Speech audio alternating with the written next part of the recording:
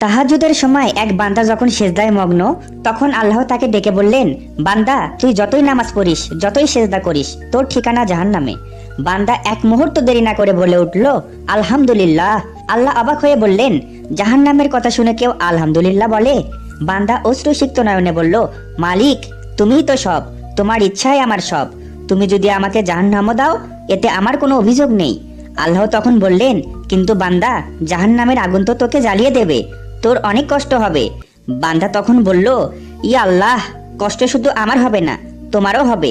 আল্লাহ প্রশ্ন করলো, আমার কষ্ট কেন হবে রে বান্দা? বান্দা উত্তর দিল, আল্লাহ, মা যেমন তার সন্তানকে পানিতে ডুবতে দেখলে স্থির থাকতে পারে না, ছুটে গিয়ে কোলে তুলে নেয়, তার চেয়ে কোটি কোটি গুণ বেশি দয়া তোমার। তুমি আমাকে জাহান্নামে দিয়ে কি শান্তিতে থাকতে পারবে হে দয়াময়? বান্দার কথা শুনে আল্লাহর আরশ কেঁপে উঠল।